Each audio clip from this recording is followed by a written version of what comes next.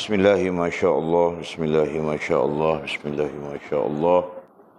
Wa ma lam yasha' lam yakun, la hawla wa la quwwata illa billahil aliyyil azim.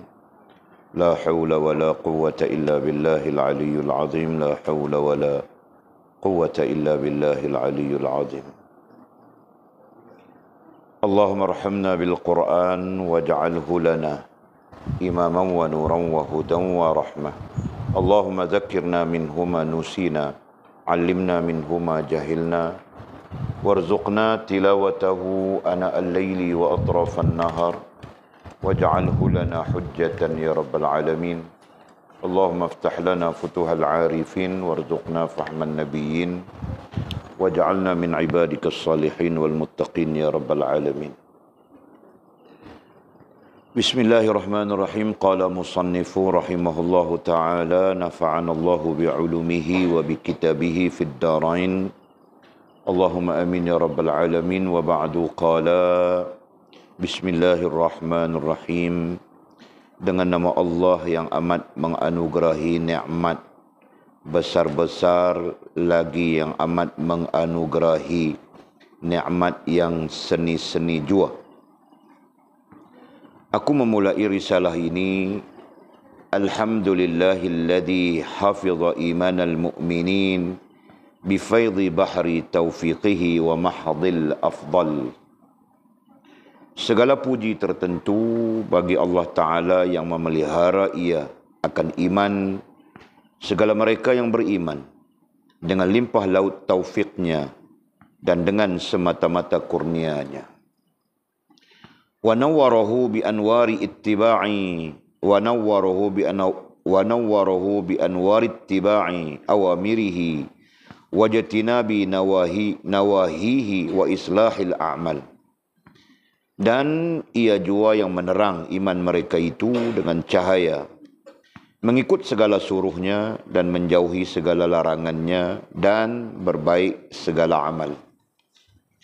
Wassalatu wassalamu ala nabiyyina Muhammadin sayyidil anam wa alihi wa ashabihi sadatil kiram. Dan rahmat Allah dan salamnya atas Nabi kita Muhammad, penghulu segala makhluk, dan atas segala keluarganya dan sahabatnya, segala penghulu yang amat mulia.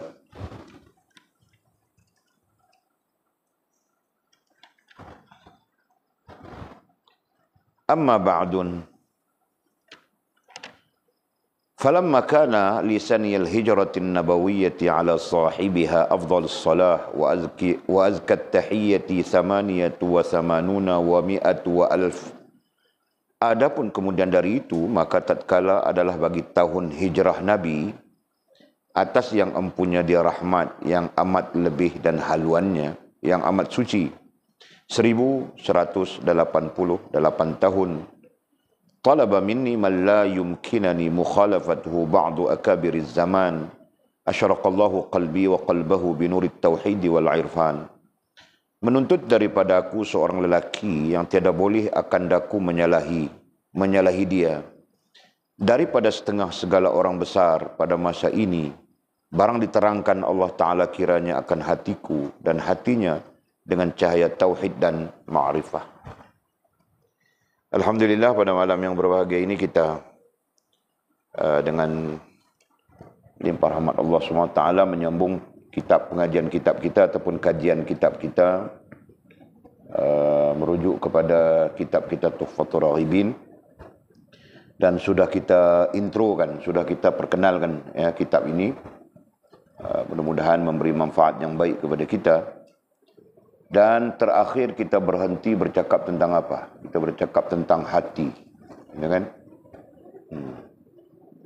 Kita berhenti bercakap tentang hati, ya betul. Jadi sedikit sebanyak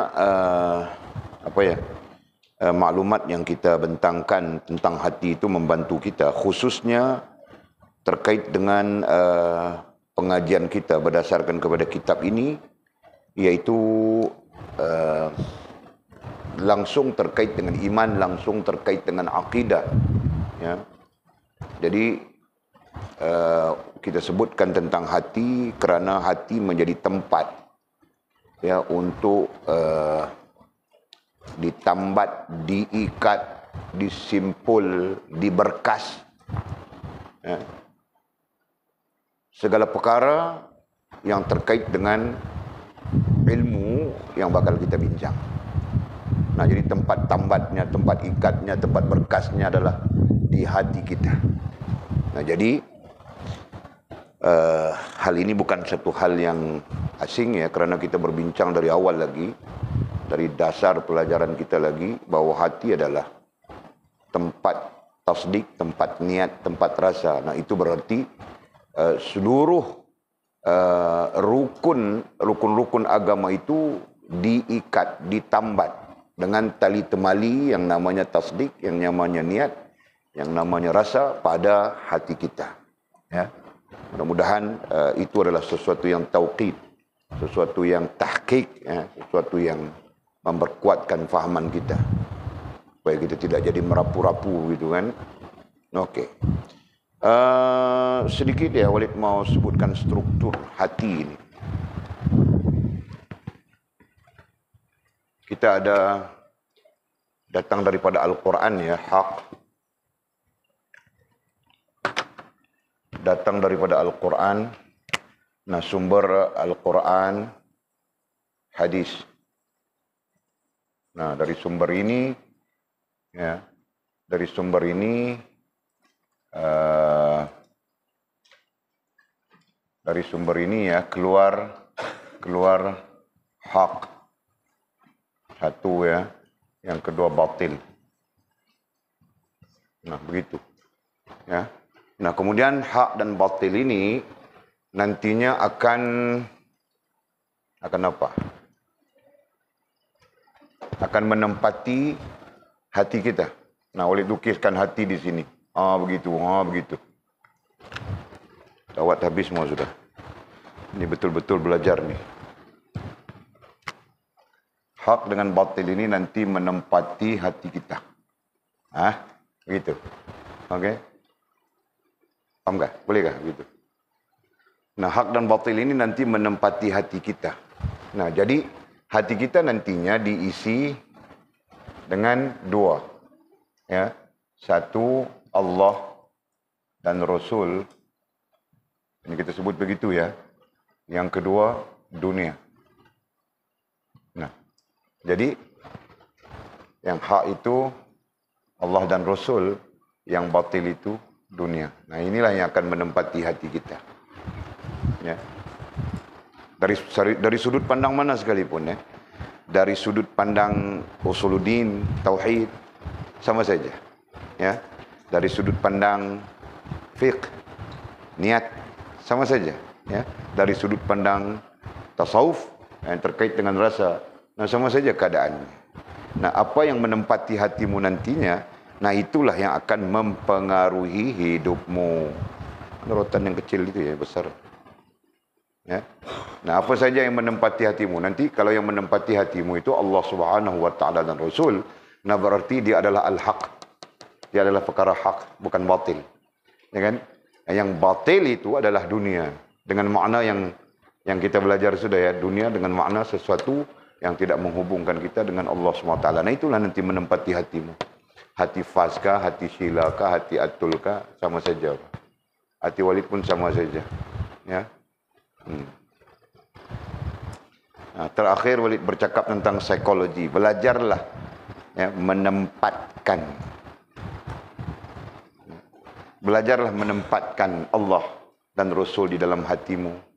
Ya, dalam rankingnya, ranking menempatkan tadi pertama Allah, Rasul. Itu ranking. Kedua, ibu bapa berdasarkan Al-Quran ya. Betul kan? Ya. Ketiga, guru.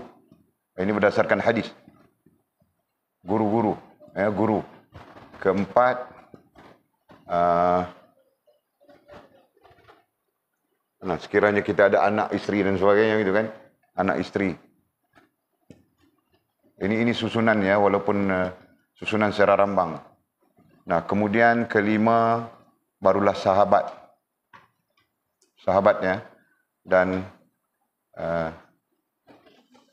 Bukan sahabat lagi. Dia panggil aqrabin, keluarga dekat. Keluarga kandung dan sebagainya. Keenam, barulah sahabat. Nah, begitu. Ini list. Ya, kita boleh menempatkan di dalam hati kita kerana dibenarkan oleh Allah Subhanahu wa taala dan Rasul, dibenarkan oleh Al-Quran, dibenarkan oleh hadis. Nah, dari kalangan bangsa kita manusia. Nah, selain daripada bangsa kita manusia dibenarkan oleh Allah untuk ditempatkan di dalam hati kita, nah ada juga benda. Ya kan? Ada juga benda di sana. Harta boleh juga ditempatkan di dalam hati. Selama mana harta itu tidak menguasai hatimu. Faham kan? Nah, sama saja. Ya. Jelas ya? Nah, itu. Tetapi sifatnya seperti mana kita tunjuk sudah, ya. Pada hari yang lepas kita tunjuk sudah. Sifatnya 100% Allah Subhanahu wa taala dan Rasul, ya. 100% Allah Subhanahu wa taala dan Rasul. Nah, kemudian yang lain berdiri di atas 100% Allah Subhanahu wa taala dan Rasul itu. Nah, kalau istri kita berada dalam hati kita, setelah hati kita ya 100% terikat dengan Allah Subhanahu wa taala dan Rasul. Nah, ketika itu kita tidak akan menjadi orang yang mengikut istri, melainkan perkara-perkara yang betul saja. Ya kan? Nah, istri itu kan kadang-kadang dia suka ajak shopping, gitu kan? Nah, jadi, bang shopping, esoklah, janji ya, janji. Betul. Dia pun sumpah.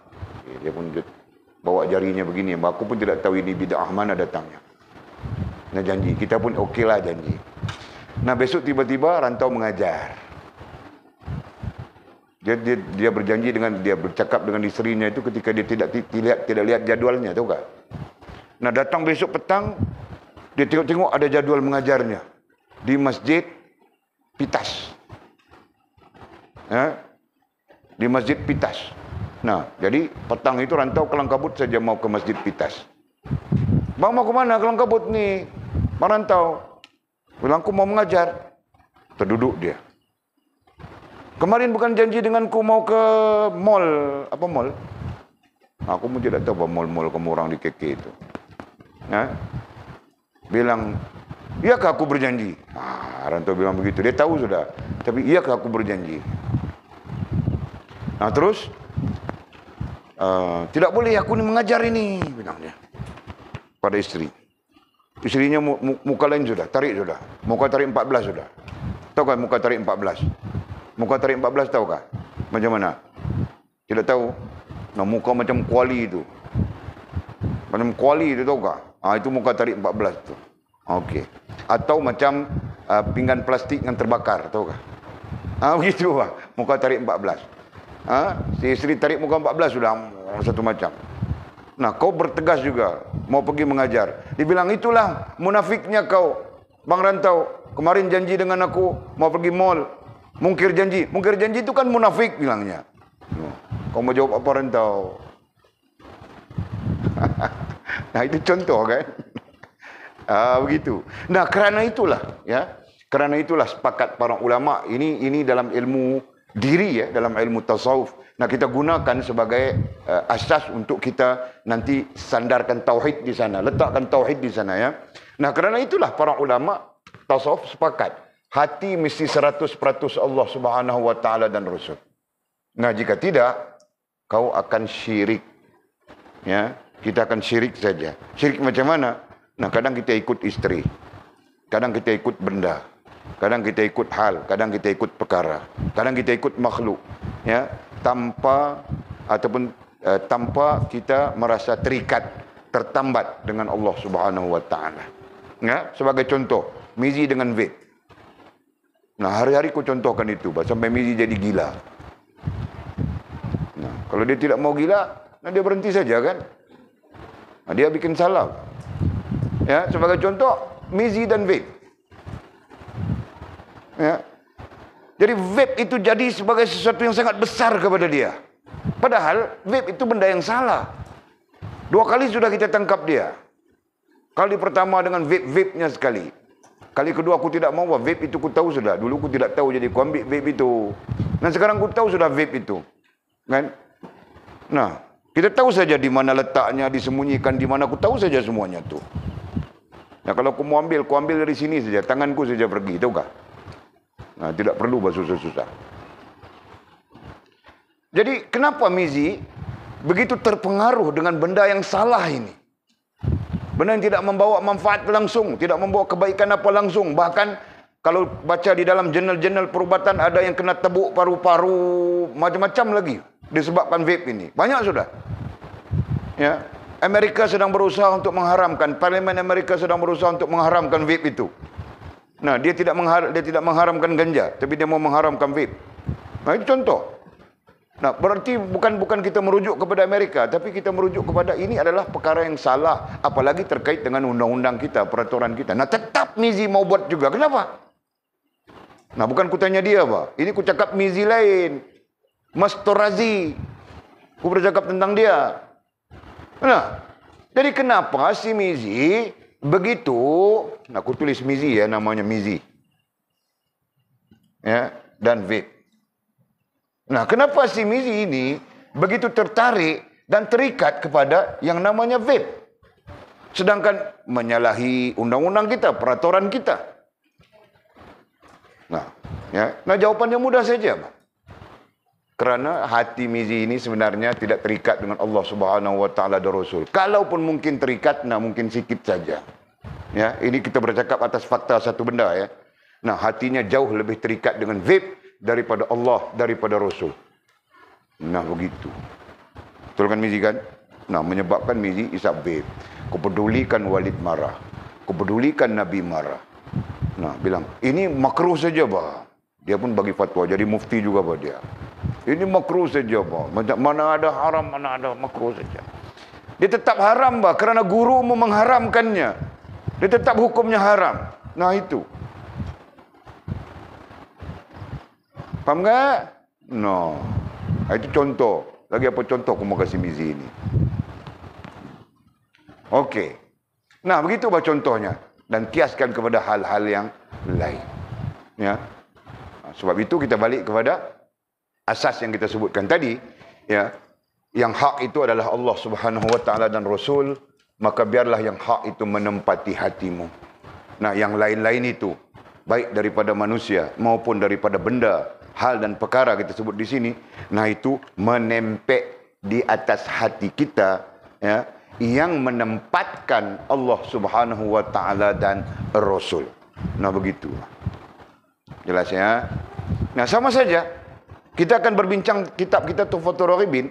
Berarti kita akan belajar menempatkan Allah Subhanahu Wa Taala dan Rasul di dalam hati kita. Jelas kan? Nah, konsepnya dulu, konsep kita belajar ilmu tauhid. Nah, atau kita belajar ilmu usuluddin, atau kita belajar ilmu usul tahqiq, ya. Nah, konsepnya nanti kita mau menempatkan Allah Subhanahu Wa Taala itu subjek yang kita akan belajar ya, dan Rasul kita akan tempatkan di hati kita. Nah, konsep yang boleh sebutkan tadi. Ya. Jadi kita akan tempatkan di dalam hati kita, dan kita akan menambat teguh di dalam hati kita dengan tali temalinya yang disebut sebagai tasdik. Nah, tu. Ya. Dengan tali temali yang disebutkan sebagai tasdik. Nah, tali temali dalam disiplin ilmu tauhid disebut tasdik. Nah, tasdik itulah nanti yang kita guna pakai untuk menambat seluruh maklumat terkait al-haq, terkait Allah dan Rasul, ya, di dalam yang kita namakan ini tiga segi apa ni, yang kita namakan hati ini, ha begitu. Ya. Okey, boleh faham kah? Kak Ya faham ke Kak Ya? Kak Ya dia minat mengaji oh, bagus oh. Mana si Suhail? Oh, ada situ. Okey. Nah, bolehkah? Boleh faham kah ini? Fakta-fakta ini boleh faham kah? Nah, tidak salah bah ketika itu Sofia mau memasukkan nya di sini. Tetapi Sofia perlu memastikan yang itu berada di atas ataupun berada apa ya? Mau sebut pun susah istilahnya ya. Berada di dalam lingkungan kebesaran Allah Subhanahu wa taala. Gitu kan? Di dalam lingkungan Allah Subhanahu wa taala dan Rasul di dalam hatinya, gitu Pak. Faham tak? Nah, jadi berarti Sofyan nantinya hatinya akan terarah kepada Allah Subhanahu wa taala dan Rasul. Kalau ahak-ahaknya di situ bercanggah dengan Allah Subhanahu wa taala dan Rasul, maka Sofyan bilang, kau pergi saja, Pak. Jangan kau heretku ke dalam neraka. Nah, kau mau masuk neraka, kau seorang saja. Aku tidak mau. Misalnya begitu kan. Faham tak? Ini kau mau kemana, bang? Aku mau ke neraka. Aku pun mau ikutmu juga, bang. Tidak sanggup ku berpisah denganmu, bla bla bla bla bla bla. Nah, buat apa itu? Faham tak? Nah, nanti bukan ahak-ahaknya. Nanti mungkin kereta, mungkin motor, mungkin apa-apa saja, harta benda, duit dan sebagainya. Nah, semua itu berada di atas kebesaran Allah Subhanahu wa taala. Ya, di dalam hatimu. Nah, nescaya duit itu tidak akan mempengaruhi apa-apa terhadapmu. Faham tak? Nah, begitu. Jelas? Okey. Ini vape ini. Jangan vape ini mempengaruhi. Mamaknya tahu sudah. Mesti mamak kau tahu sudah kan? Mamak kau tahu sudah. Laporan dihantar sudah. Nah. Okey, jadi faham sudah kita ya. Nah, sekarang kita mulakan kitab kita dengan konsep ini. Konsep ini ya. Konsep kita mau mendatangkan ataupun mau menempatkan Allah, Rasul, ya, di dalam hati kita. Nah, kemudian kita mau menempatkan yang lain yang diizinkan oleh Allah Subhanahu wa taala dan Rasul untuk ditempatkan di dalam hati kita. Paham begitu ya? Nah, itu dasarnya. Okey. Kata musannif rahimahullahu taala, bismillahirrahmanirrahim, dengan nama Allah yang amat menganugerahi nikmat besar-besar. Nah, kita bincang saja. Walaupun ini muqaddimah musannif, tapi kita bincang saja. Kerana ada perkataan yang wajar kita bincang menjadi perkara ilmiah. Nah, contoh nikmat besar-besar. Nah, sepanjang pengetahuan kita, apa itu nikmat besar-besar? Ya, kerana nikmat itu pada umumnya dibahagikan oleh para ulama dua juga, gitu kan? Nikmat besar, nikmat kecil. Ya, dosa besar, dosa kecil. Jadi para ulama membahagikan begitu supaya kita dapat membezakan, ya, secara ilmunya, supaya kita dapat membezakan. Nah, justru dosa besar, dosa kecil mungkin kita dapat bezakan, ya. Nah, sekarang nikmat besar, nikmat kecil. Jika ada nikmat yang besar, berarti ada nikmat yang kecil, gitu kan? Nah, yang besarnya apa? Yang kecil nantinya apa? Itu persoalan. Ya, kita timbulkan persoalan itu sebagai falsafah pengajian kita. Ya. Okey. Jadi apa nikmat yang besar-besar? Yang tahu kamu, Lina, kau tahu apa nikmat yang besar-besar itu? Yang pernah kau dengar? Ini ya. Bilang Lina, nikmat iman. Lagi? Islam. Lagi? Ihsan. Lagi? Ada lagi kah? Sudah tahu sudah? Nah, itu nikmat yang besar-besar. Iya. Berdasarkan kepada baginda Nabi SAW ketika mau berucap, ya, bukan mengucapkan, ketika mau berucap. Nah, Nabi SAW lazim menyebutkan Alhamdulillah Rabbil Alamin, Alhamdulillahi Rabbil Alamin. Macam mana bunyinya? Alhamdulillahi Rabbil Alamin bi ni'matil iman wal Islam wal ihsan. Nah, ada begitu bunyinya. Ya, ada yang bi ni'matil iman saja, ada yang bi ni'matil Islam, ada yang bi ni'matil iman, Islam wal ihsan. Nah, Nabi menyebutnya ketiga-tiganya. Kemudian datang pula asar daripada sahabat. Sahabat pun sama saja. Sayyidina Abu Bakar Siddiq ketika mau mengucapkan, mau berucap, bukan mengucapkan, mau berucap, bercakap. Nah, dia pun sama saja. Alhamdulillah bi faidil iman wal Islam wal ihsan. Macam begitu seterusnya.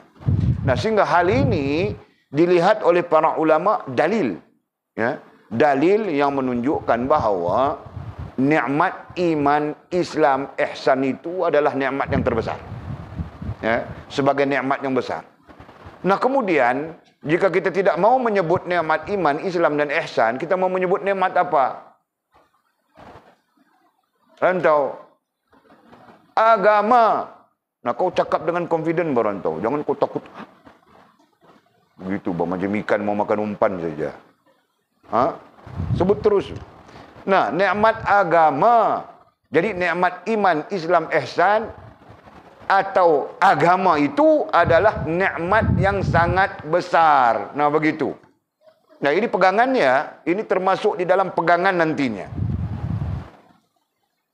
Nah, hari ini orang melihat, memandang nikmat agama itu bukan nikmat.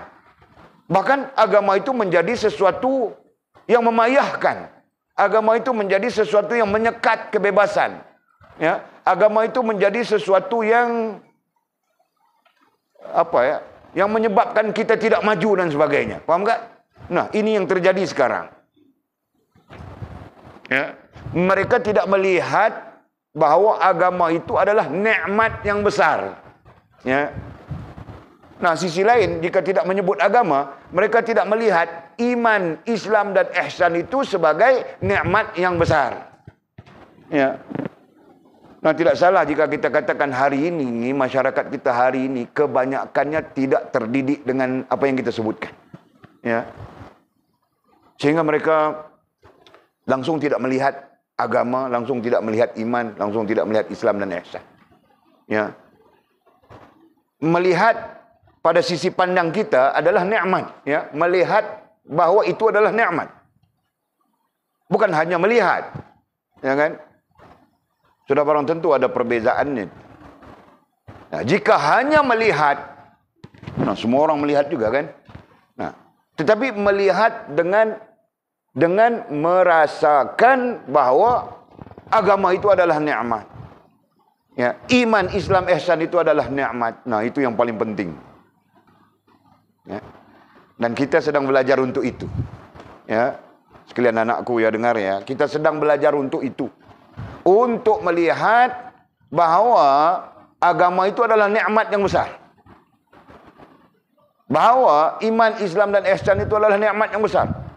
Tanpa agama, nah kita pun tidak boleh hidup. Bukan maksud tidak boleh hidup, maksudnya hidup kita nanti penuh dengan kerosakan-kerosakan saja. Ya, yang mendisiplinkan manusia itu adalah agama. Dengan nah, manusia menjadi terdisiplin secara langsung maupun tidak langsung. Ya, mau berpasangan, nah menikah. Kalau tidak menikah, nah itu pandangan apa agama pun tidak elok, apa. Ya kan? Nah, bukan main tangkap muat saja begitu. Nah, bukan main guling-guling gunung bukit macam filem Hindustan, gitu kan? Nah, ada caranya, gitu kan? Nah, agama datang dengan skill, agama datang dengan metodologi, ya, supaya manusia ini dapat hidup dalam keadaan yang aman, gitu kan? Dalam keadaan yang baik, dalam keadaan yang boleh melalui kehidupan. Nah, semua itu terletak pada agama. Demikian nikmatnya, besarnya, ya, sehingga mempengaruhi semua sistem kehidupan kita. Paham tak? Nah. Jadi berapa orang yang melihat bahawa agama itu adalah satu nikmat? Jika mereka melihat agama itu adalah satu nikmat yang besar, nescaya mereka akan mengasihi, mencintai, mempelajari, mengambil tahu dan sebagainya. Betul? Ya. Karena itu menjadi tabiat. Orang kalau menyukai sesuatu, dia mau ambil tahu. Betul bangkil kan? Nah, bangkil contohnya bangkil, dia menyukai Mira. Nah, dia mau tahu saja tentang Mira itu. Kau makan sudahkah? Belumkah? Kenapa kau marah-marah ni? Kau tidak sayangku lagi kah? Nah, dia mau tahu saja, kan? Nanti dia mau mengukakan soalan itu, soalan ini, soalan itu, soalan ini. Begitu kan, bangkil kan? Nah, lambat saja si Mira itu reply dia punya message. Kau kenapa sayang sakit kah? Nah, sampai begitu sekali, Pak. Nah, itu bukan salah, bangkil ya. Itu bukan salah, Pak. Tapi itu adalah tabiat.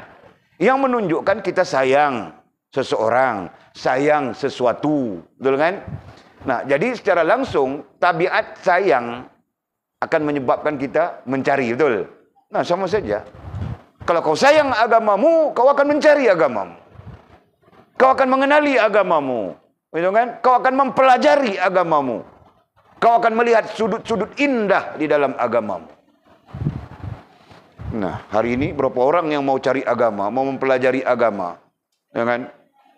Nah, kebanyakannya sibuk-sibuk saja. Bukan salah apa mau sibuk dengan apa ya, dengan ilmu alat, begitu faham kita kan? Bukan salah, tetapi pastikan kau kenal agamamu.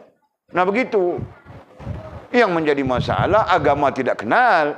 Kemudian mereka sibuk mencari ilmu alat, ya.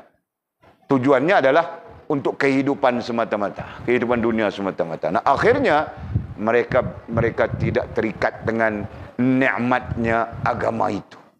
Nah, ketika itulah mereka akan mengandaikan bahwa agama itu adalah sesuatu yang memayahkan. Betul kan? Kena sembahyang lah, kena puasa lah, kena itulah, kena tinilah, kena tutup aurat lah. Nah, payah kan? Muka kita kan cantik, kulit kita kan seperti seperti apa seperti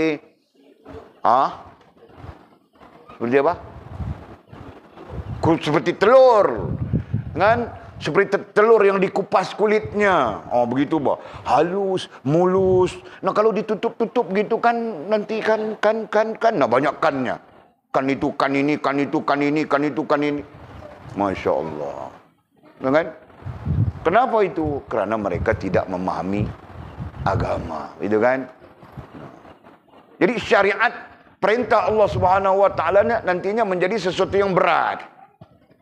Karena tidak memahami agama. Karena tidak mencintai agama, ya, karena tidak menyayangi agama. Nah, perintah agama itu menjadi berat. Itu berat, ini berat. Datang bulan puasa saja, sebulan sebelum puasa susah hati sudah. Kan? Sakit, muka pucat saja. Nah, bulan puasa dia tidak dapat puasa kerana sakit sebulan sudah. Kan? Masya Allah. Ya. Nah, mungkin saja Walid share dengan kamu orang, ya, mungkin saja di situasi kita, ya, dan kita bandingkan di situasi lain. Orang-orang barat hari ini mula mencari agama. Walid selalu saja datang tengok video apa, Islam is the peace religion, ya, tempatnya di Amerika. Nah, ramai saja orang masuk Islam di sana hari-hari, kan? Anak dara ada, janda ada. Sebab itu aku bilang kamu orang, jangan kamu orang tengok mau nikah sini, menikah di sana. Biar bawa orang putih ke apa kan? Dia Islam. Ya, yang namanya Islam, wala amatum mu'minatun khairum min musyrikin walau a'jabatkum, kata Allah SWT. Ya. Walaupun seorang amah berarti hamba, pembantu. Wala amatun mu'minatun, sedangkan dia mukminah, dia seorang wanita yang mukminah. Khairum min musyrikin, lebih baik daripada perempuan musyrik. Khairum min musyrikin walau a'jabatkum, walaupun kau syok tengok yang musyrik itu, bergetahlah, bertaiklah, berapalah, kau syok saja. Nah, dia musyrikin tetap tidak bagus untukmu. Yang bagus adalah wala amatun mu'minatun. Faham tak? Nah, kau syok tengok yana lah, itulah, inilah, aurat pun tidak tutup, kau syok apa mizi? Kau menikah dengan yang masuk Islam itu, bah. Nah, mereka sedang bercenderung kepada agama. Mereka sedang belajar mencintai agama. Mereka mencari-cari agama. Nah, rupa-rupanya agama yang benar tidak lain melainkan Islam. Nah, itu yang mereka temui. Tahukah? Sampai-sampai Walid terasa mereka lebih paham Islam daripada kita. Yang 50 tahun sudah aku Islam, pun aku belum paham banyak benda. Nah, mereka paham. Tahukah?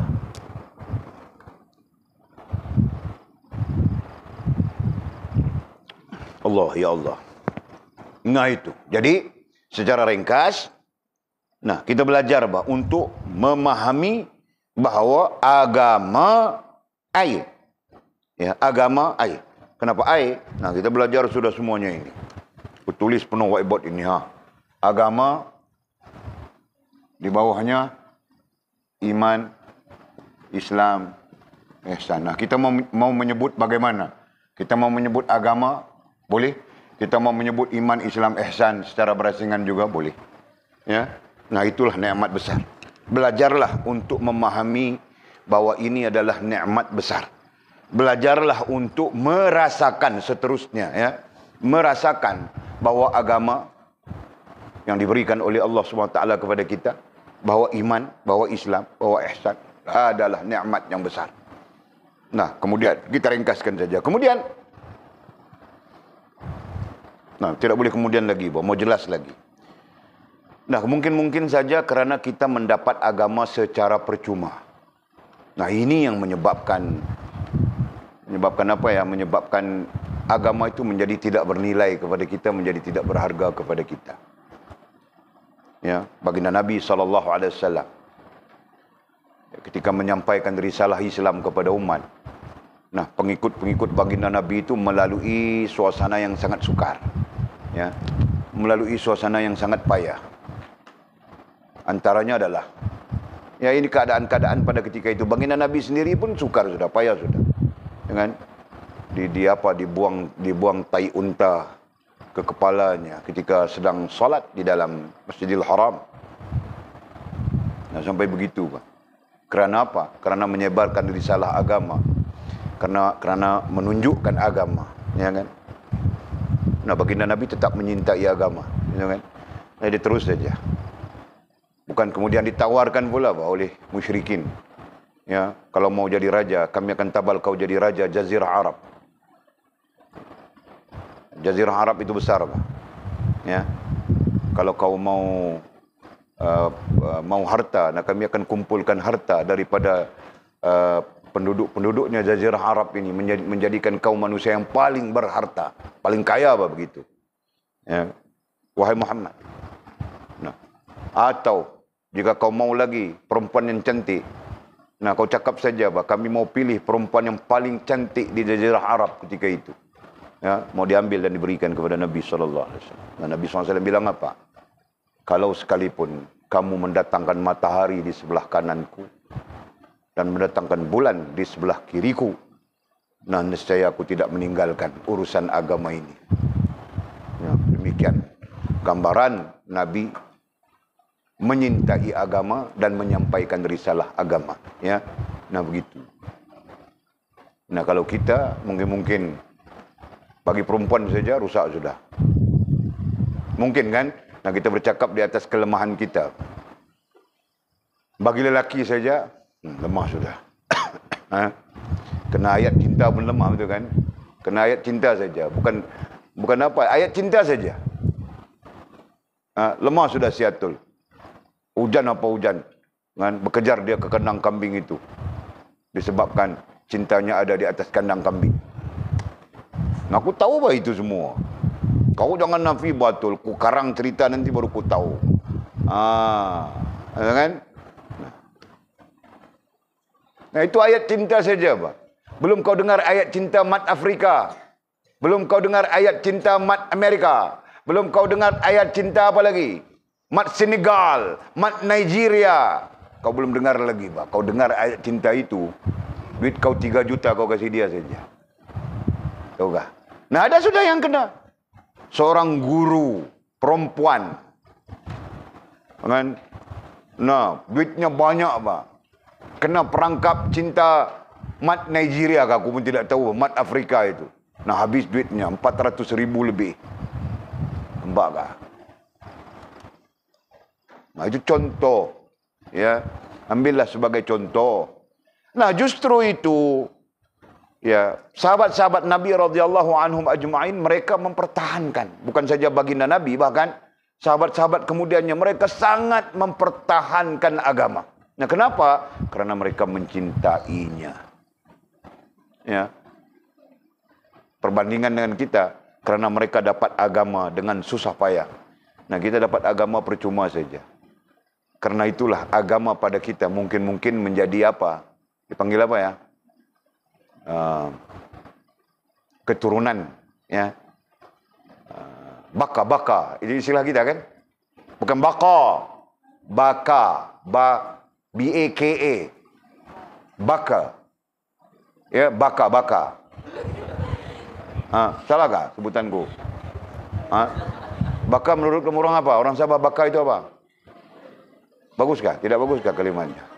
Hah? Hah? Kalau Jepun baka itu apa? Kau ini sampai ke Jepun kenapa? Hah? Cukup dengan Korea kamu orang tidak cukup lagi, ke Jepun pula kau pergi. Aduh, kamu orang ni. Lepas Korea, Jepun pula dah. Aku betul. Okey. Ya, baka. Baka berarti nasab. Dalam bahasa Arab disebut nasab. Ya. Nasab kita terjemahkan dengan baka atau keturunan. Nah, Islam sebab keturunan. Jadi kita mendapat agama dengan sebab keturunan. Ya. Bukan dengan sebab susah payah kita. Dengan sebab mencintai. Faham tak? Nah, begitu.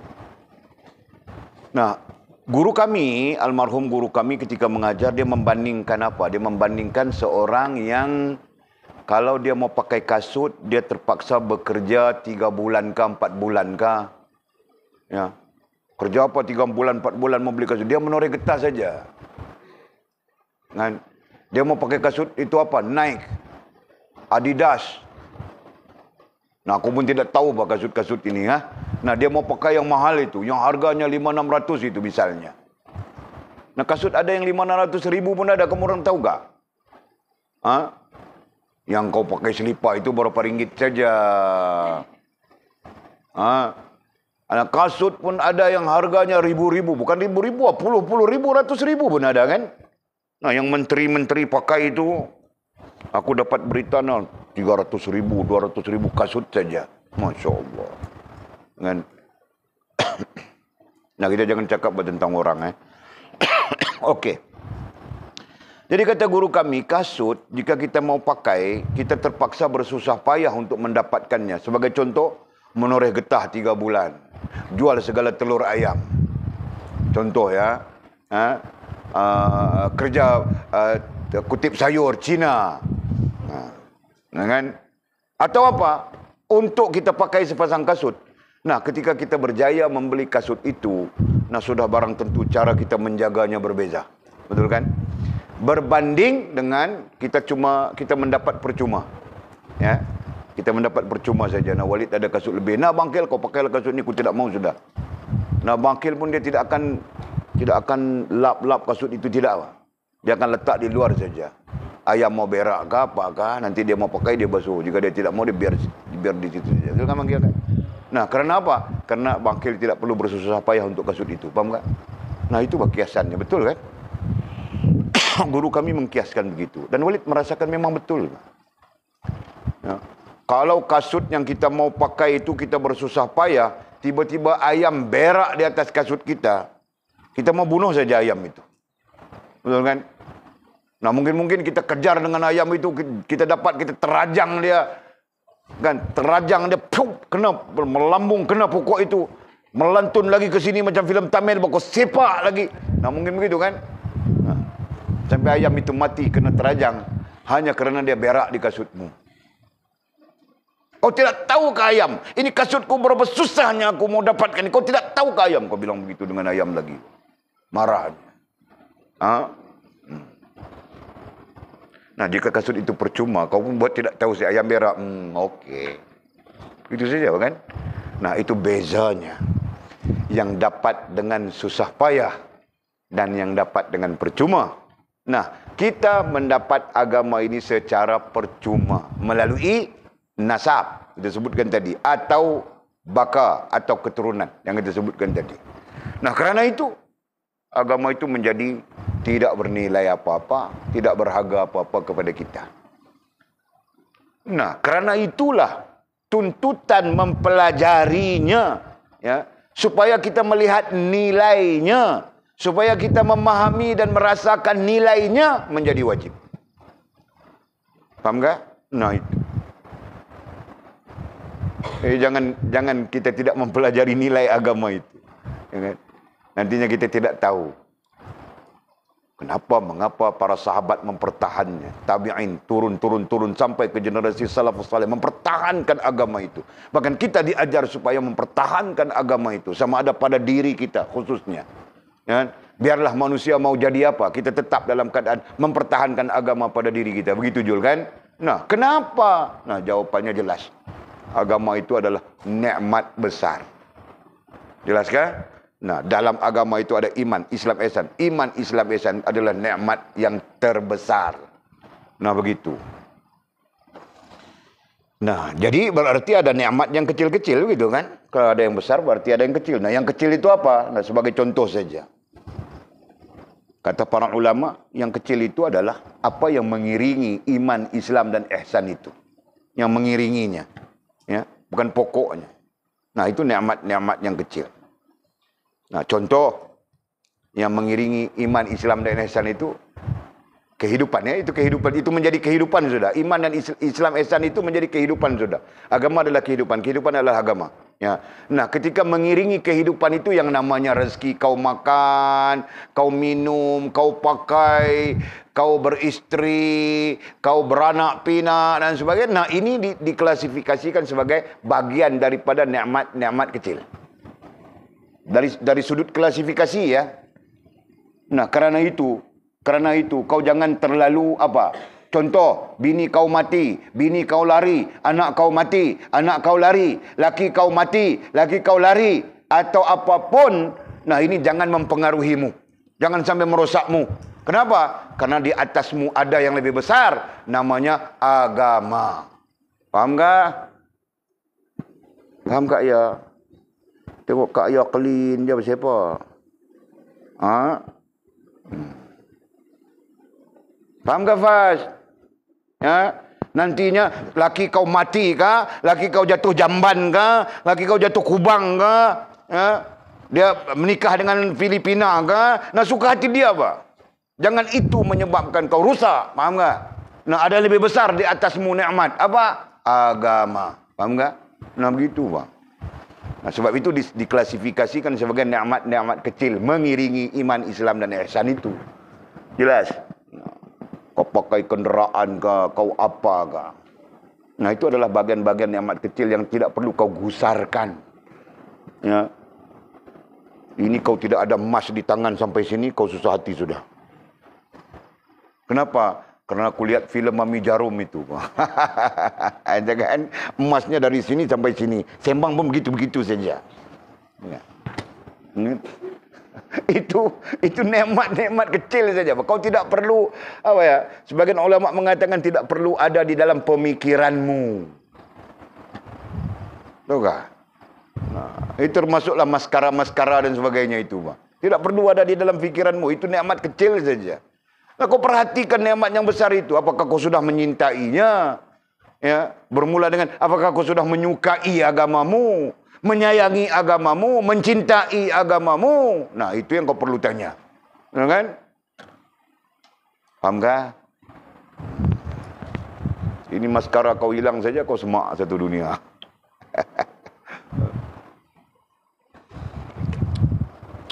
Vape hilang saja, semak satu dunia. 3 bulan lagi Mizi Waya dia putus, tahu tak? Ke Dato' Chair. Dia bikin salah apa? Siapa suruh dia bikin salah? Okey. Nah, jadi kita bercakap sudah ringkas ya, nikmat besar, nikmat kecil begitu sebagai bandingan. Kemudian kata musannif, lagi yang amat menganugerahi nikmat yang seni-seni jua. Nah, tiba-tiba datang lagi kalimat nikmat yang seni-seni. Nah, berarti kita secara tidak langsung bercakap 3 nikmat di situ. Ya, secara tidak langsung. Kita bercakap pertama nikmat besar. Pertama nikmat besar, N saja. N besar. Nikmat besar. Kedua nikmat kecil. Kita bercakap sudah ya. Dan ketiga nikmat seni. Nah,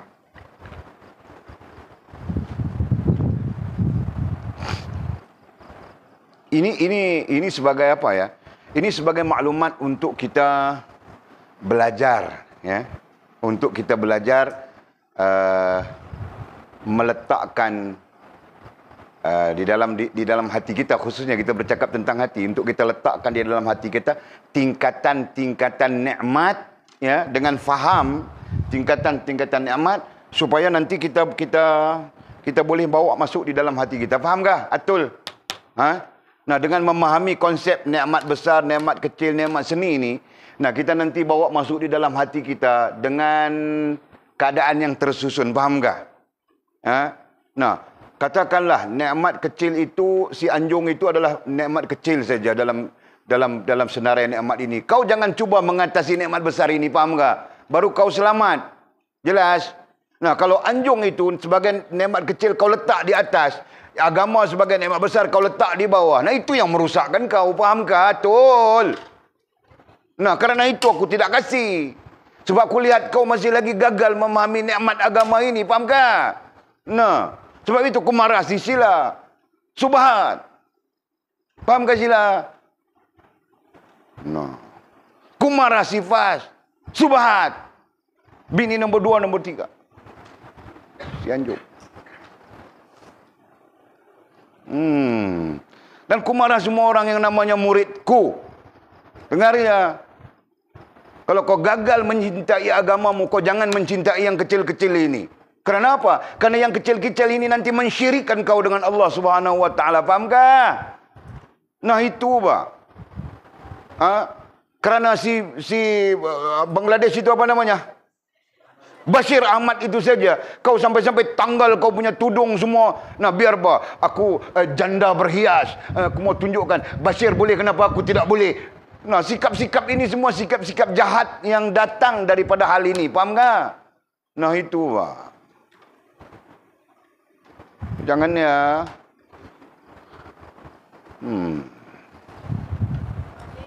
Ya. Sabar, Pak. Aku belum cakap lagi. Aku baru di sini. Aku mau kasih kau faham ini dulu.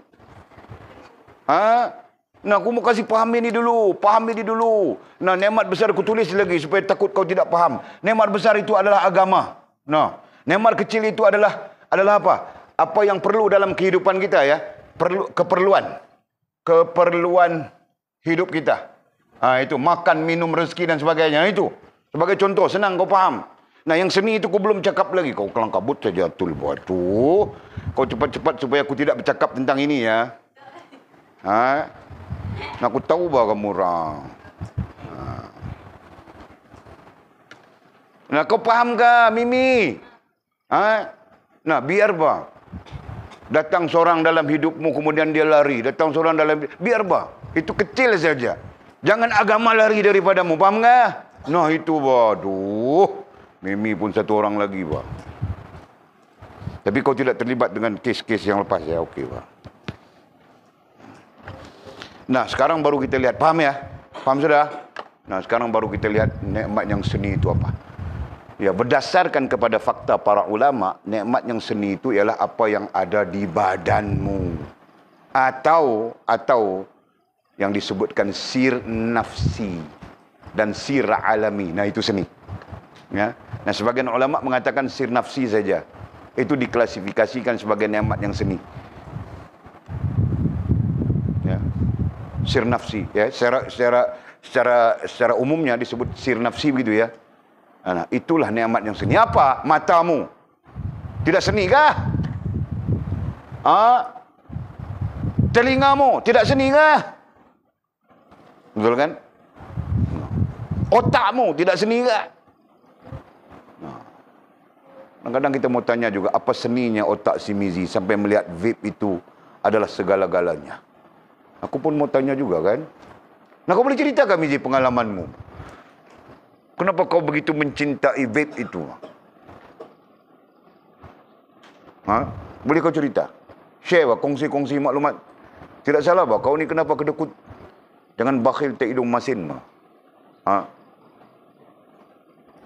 Nah, apa kata kita minta Mizi kongsikan maklumat kenapa dia mencintai vape? Bolehkah, Buya? Nah, Buya sokong tu. Kenapa kau terlalu mencintai vape?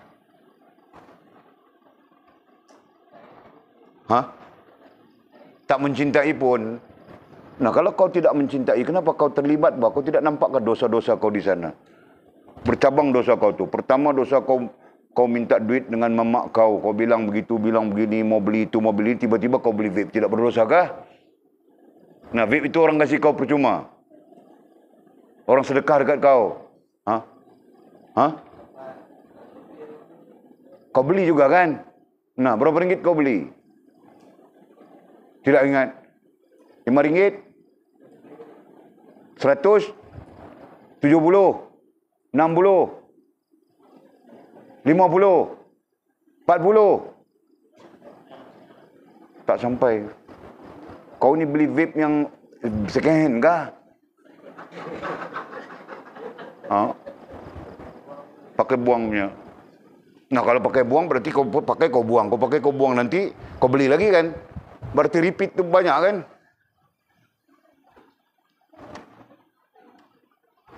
Kau mau goreng apa aku, bah? Aku ni bodoh tentang vape-vape ni. Kau mau goreng saja, ha?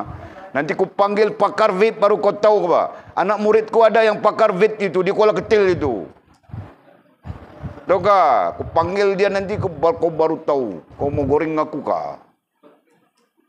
Macam mana aku cerita?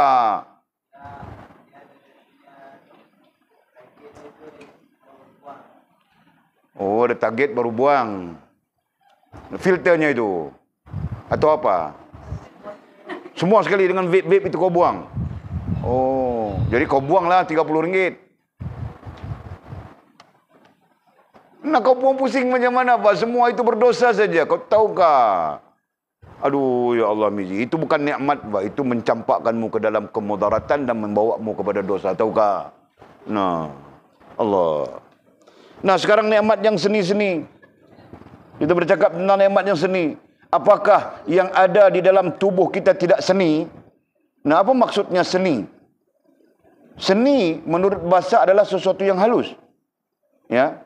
Menurut bahasa, seni adalah sesuatu yang halus. Sebab itu dipanggil seni silat.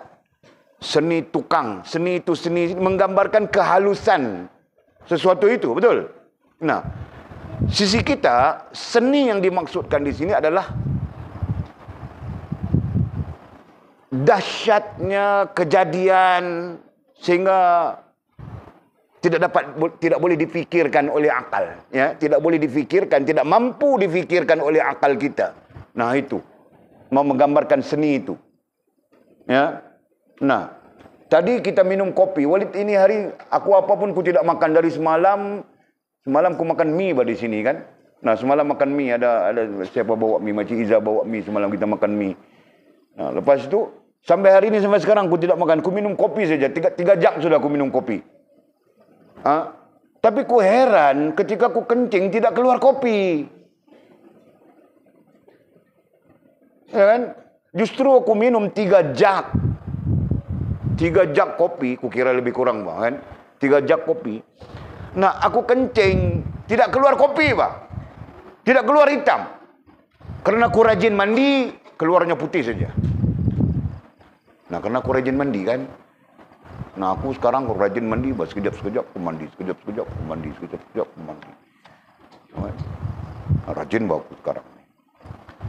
Merhias diri toga. Mau jadi hero handsome. Nah, sepatutnya apa? Sepatutnya keluar hitam kan, mungkin kopi itu hitam. Tidak begitu kan? Nah, jadi kenapa dia tidak keluar hitam? Kenapa dia keluar begini? Kalau malas mandi dia keluar begini, kenapa? Nah, di situ ada seninya. Ciptaan Allah Subhanahu wa taala. Maka sangat seni. Sampai-sampai kalau kau tidak mampu kencing, nah menderita kau. Ya kan? Betulkah, Sofia? Betul kan? Nah, sama saja makan. Kau makan mie goreng, kau makan nasi, kau makan bihun sup, kau makan itu, kau makan ini, makan. Nanti keluarnya tidak keluar sayur, Pak. Kan? Betul kan? Nah, keluarnya hempas begitu begini, tidak terpakai jadi baja dan sebagainya. Nah, begitu kan? Nah, seni lebih daripada keluar, ya, diekstrakkan oleh sistem badan kita. Ini vitamin D, ini vitamin K, ini vitamin C, ini vitamin itu, ini vitamin ini, dan disalurkan, ya, disalurkan kepada organ-organ badan kita sesuai dengan keperluannya. Nah, vitamin C disalurkan ke kulit-kulitmu misalnya. Ya, vitamin K disalurkan ke matamu, vitamin D disalurkan ke jantungmu. Itu, ya. Vitamin itu disalurkan ke hatimu, ini ke perutmu, itu ke telurmu. Nah, semuanya disalurkan daripada pemakananmu tadi. Nah, itu seni kan? Seni, Pak, sangat seni, Pak. Masya Allah. Dan semua yang seni itu berada di dalam tubuhmu. Jelas kan? Semua yang seni itu berada di dalam tubuhmu. Nah, itu menuntut kita taslim pertama-tamanya. Nah, kita pakai sudah perkataan taslim ya dalam kajian kitab kita Penawar Bagi Hati. Penawar apa? Tanwirul Qulub, penawar hati. Nah, perkataannya kita jumpa taslim. Nah, itulah sebenarnya menuntut kita taslim. Ya kan? Paham enggak? Nah, apalagi kalau kita belajar, kita melihat kepada posisi agama. Agama itu sebagai nikmat yang besar. Perutmu mengikut agama. Ya. Jantungmu mengikut agama. Hatimu mengikut agama. Darahmu mengikut agama. Seluruh sistem dalam badanmu mengikut agama. Jelas kah? Nah. Mereka mengikut agama. Mereka mengikut perintah Allah Subhanahu wa taala. Mereka mengikut agama. Selama mana Allah mengatakan berjalan, mengalir dia. Sehingga Allah bilang, berhenti wahai jantung, Mizi, berhenti kau. Nah, kau masuk kubur, Pak. Tamat sudah riwayat. Paham tak? Nah, begitu. Allah, Masya Allah. Nah, itulah seni. Jadi, secara ringkas kita belajar sedikit sebanyak 3 jenis nikmat. Nikmat besar, nikmat kecil sebagai perbandingan, dan nikmat yang seni-seni. Nah, kita belajar sudah. Tidakkah itu cukup untuk menunjukkan kepada kita keagungan, kebesaran, kesempurnaan, keindahan zat yang maha agung Allah Subhanahu wa taala. Nah, pertanyaan itu letakkan question mark besar-besar begini, begini, pup di dahi kita. Nah, kita tanya diri kita masing-masing.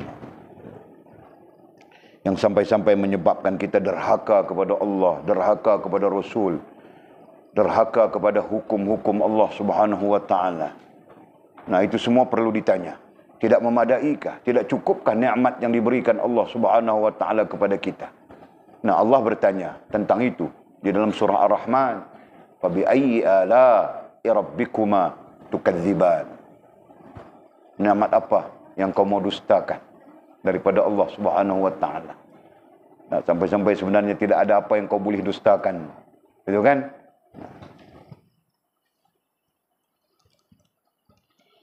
Kemudian kata musannif, aku memulai risalah ini. Nah, dia pun memulakan risalah. Risalah, kenapa disebut risalah? Kenapa tidak disebut kitab? Nah, bahasa Arab yang kecil dipanggil risalah, yang besar dipanggil kitab. Ya, itu bahasa Arab. Nah, bahasa kita kecil pun kitab, besar pun kitab, kan? Nah, begitu saja. Ya, Arab dia menggunakan kaedah bahasanya begitu. Ya, risalah kalau diterjemahkan kepada bahasa Melayu dipanggil surat. Surat. Risalah diterjemahkan kepada bahasa Melayu dipanggil surat. Nah, orang dulu-dulu panggil surat Yasin. Ya. Buku Yasin itu, nah dipanggil surat Yasin. Betul kan? Nah, ambilkan aku surat Yasin. Ambilkan aku surat Yasin, pinjamkan aku surat Yasin, minta surat Yasin. Nah, dia menggunakan istilah surat sebagai terjemahan dari risalah. Ya. Nah, adapun perkataan risalah menunjukkan sesuatu yang kecil. Pahamkah? Berbanding besar. Yang besar dipanggil kitab. Contoh Al-Quran. Secara induk itu dipanggil Al-Quran itu dipanggil kitab Al-Quran. Ya, dia tidak panggil risalah Al-Quran itu. Yasin, yang hanya Yasin saja di situ atau surah-surah pendek yang lain, nah itu dipanggil surat Yasin ataupun risalah Yasin. Paham enggak? Nah, begitu gambarannya. Dari segi bahasa, sekurang-kurangnya kita tidak tertinggal dari segi bahasa. Paham sila? Nah, jadi disebut di sini aku memulai risalah ini. Jadi dia mau menggambarkan ya apa yang dia tulis ini kecil. Ya. Apa yang dia tulis, yang kita bilang kitab, yang kita sebut kitab ini, nah pada sisinya, sisi musannif itu, nah ini adalah bagian kecil, perkara kecil. Nah dia menggunakan istilah risalah. Okey. Nah ketika dia memulakan risalah ini katanya, Alhamdulillahilladzi hafidha imanal mu'minin. Dia boleh baca dua wajah ya, hafidha ay hafaza. Boleh saja itu. Ya. Walid lebih cenderung baca dengan hafaza. Alhamdulillahilladzi hafaza ay hafidha imanal mu'minin bifaidhi bahri taufiqihi wa mahdil afdal. Segala puji tertentu bagi Allah Subhanahu wa taala. Puji tertentu bagi Allah Subhanahu wa taala. Nah, puji kita belajar sudah.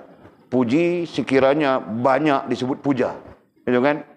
Nah, puji itu sekali saja. Bangkil kau bagus, bah. Nah, itu sekali itu dipanggil puji. Nah, bangkil kau bagus, bangkil kau hebat, mata kau ayu, telinga kau begini, kau puji-puji.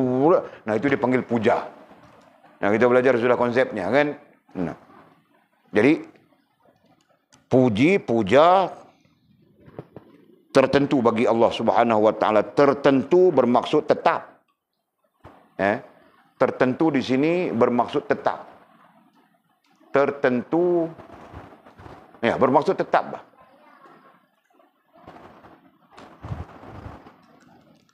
Segala puji, puja, segala puji-puja tertentu ai tetap bagi Allah Subhanahu wa taala. Betul kan? Nah, sampai-sampai nanti para ulama ada yang membincangkan tentang puji itu dibahagikan kepada 4. Ya. Puji qadim bagi qadim, puji hadis bagi qadim, puji qadim bagi hadis, puji hadis bagi hadis. Ini kan? Nanti kita bincang tentang itu. Okey. Di mana Allah Subhanahu wa taala yang kita puji-puja itu yang memelihara ia akan iman segala mereka yang beriman. Allah lah yang memelihara iman segala mereka yang beriman. Nah, kalau yang beriman itu kita, Allah lah yang memelihara iman kita. Ya kan? Nah, kita cuma menjaga sesuai dengan ikhtiar kita. Sesuai dengan ikhtiar kita. Betul kan? Nah, Allah lah yang menjaga, memelihara iman kita. Kita tidak mempunyai keupayaan apapun. La haula wa la quwwata illa billahil aliyul azim. Itulah hakikatnya kita. Nah, Allah Subhanahu wa taala dengan Maha Pengasih, Maha Penyayangnya memelihara iman kita sebagai orang-orang yang beriman. Nah, karena Allah pelihara kita di sini. Ya. Karena Allah pelihara kita di dalam komuniti Islam kita. Karena Allah pelihara kita, kita berada di lingkungan kita. Ya kan? Nah, jika Allah tidak pelihara, Walid mungkin ada di... Nah, aku pun tidak tahu bahwa sekarang ada di mana, Jerman kah? Tapi kalau di Jerman sekarang aku dengan niat yang suci murni. Bukan niatku kotor, Bang. Dengan sekarang, Bang. Tapi jika tidak dengan apa? Dengan Allah memelihara kita, nah mungkin kita jadi macam-macam. Rantau sekarang dia mungkin jadi tycoon besar, Bang. Tycoon. Nah kan? Nah, Jul pun dia berdagang di Bagang, tahu tak? Kan? Datang saja but, sekejap but masuk, sekejap but masuk bagangnya. Mana mungkin bah sekejap but masuk bagang? Bukan ikan naik sekejap naik kan Jul kan? Nah, kau buat apa Jul? Sekejap but masuk di bagang kau. Sekejap masuk but di bagang kau. Kau buat apa? Mesti kau meniaga syabu di bagang kau tu. Ya kan? Nah, kaya raya dia. Tapi Allah Subhanahu wa taala ya memelihara kita, menjaga kita, memilih kita. Nah, mungkin itu kedudukan bentuknya kan. Nah, kita berada di sini. Kita berada di tempat hutan ini, di tempat miskin ini. Ya kan? Kita berada di tempat apa? Ya, di hutan ini, di tempat miskin ini, dalam keadaan yang serba kekurangan ini. Nah, Allah memilih kita untuk berada di sini. Rupa-rupanya keberadaan kita di sini banyak menyelamatkan kita, betul kan? Nah, daripada hal-hal yang macam-macam di luar sana. Syukur alhamdulillah kita tidak terdedah. Ya kan? Berjalan kita dalam ini saja, berkawat ke sana, berkawat ke sini, pusing sana, pusing sini. Nah, aku pun mutakhir ni, aku tidur saja. Badanku tidur di sini. Nah, aku berjalan ke tempat lain, pergi saja. Jauh-jauh saja aku pergi. Kan? Nah, bawa hati, biasa. Tahu kah? Okey.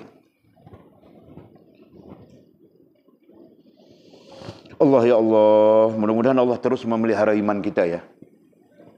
Kerana mau rusak iman ini mudah saja. Nanti kita belajar daripada kitab kita ini, ada 5 jalur yang boleh merosakkan iman. Ingat ya, boleh sebut dulu. Nah, ini orang bilang apa? Kasih tahu dulu sebelum masuk kampung orang. Nah, kampung itu anak dara ada 15 orang. Hero ada 3 orang saja. Hero pun cap ayam semuanya. Jadi kita ada maklumat di situ, tahukah? Jadi kita masuk kampung dengan faham. Sama saja. Kita masuk kitab dengan sekurang-kurangnya kita ada sedikit maklumat. Nah, kita akan belajar daripada kitab kita ini, jalur yang boleh menyebabkan batal iman ada 5. Ya. Nombor 1 dengan i'tiqad hati katanya. Nombor 2 dengan perkataan. Nombor 3 dengan perbuatan. Nombor 4 dengan bersenda gurau. Dan nombor 5 dengan berbantah-bantahan. Nah, ada 5 jalur yang kita akan kaji satu persatu. Ya. Jalur batal iman dengan i'tiqad bagaimana? Jalur batal iman dengan perkataan bagaimana? Jalur batal iman dengan sebab perbuatan bagaimana? Jalur batal iman dengan sebab bersenda gurau bagaimana? Jalur batal iman dengan sebab berbantah-bantahan bagaimana? Nah, semua itu kita akan pelajari, kita akan kaji insya-Allah dengan izin Allah Subhanahu wa taala ya. Sabar. Okey, terus kita tentang ini. Jadi Allah lah yang memelihara iman kita, ya. Sampai setakat ini walaupun kita belum tahu, belum jelas jalur-jalur yang boleh membatalkan, tetapi Allah Maha Pengasih, Maha Penyayang kepada kita. Nah, kita terpelihara saja. Ya, betul bah terpelihara. Ya. Padahal kita boleh dijadikan, Allah boleh menjadikan kita macam-macam keadaan. Ya. Nah, okey. Katanya dengan Allah memelihara segala, Allah Ta'ala yang memelihara ia akan iman segala mereka yang beriman dengan, katanya, dengan limpah laut taufiknya. Nah, bagaimana Allah pelihara kita? Nah, kita belajar sudah itu. Allah pelihara kita dengan limpah laut taufiknya. Limpah laut, nah, mau menggambarkan besar. Laut itu adalah gambaran majas kepada besarnya. Ya. Limpah laut taufiknya, taufik. Nah, datang perkataan ini. Kita belajar sudah. Taufik apa? Sila.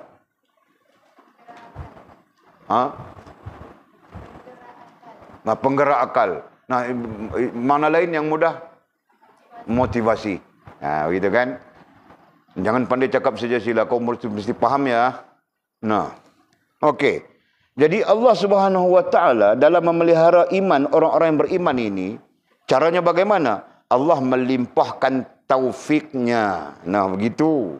Jadi kita dapat paham, Allah melimpahkan taufik kepada kita. Kita belajar sudah, dengan taufik ini ya, menjadi penggerak kepada akal kita atau menjadi motivasi kepada akal kita untuk bertindak sesuai dengan keperluan iman itu sendiri. Jelas kan? Nah, begitu. Jadi Allah memelihara orang-orang yang beriman, iman orang-orang beriman dengan limpah laut taufiknya dan dengan semata-mata kurnianya. Ya, dengan semata-mata kurnianya. Kurnianya, maksud kurnianya di situ adalah pemeliharaan, penjagaan. Ya, kurnianya ai pemeliharaan, penjagaan. Nah, apa dalilnya? Wallahul musta'anu ala ma tasifun. Nah, itu dalilnya. Allah lah yang menjaga, Allah lah yang memelihara, Allah lah yang memperkenankan, Allah lah yang menolong ya, sesiapapun yang memohon pertolongan daripadanya. Nah, jelas kan? Nah, itu dalil. Okey.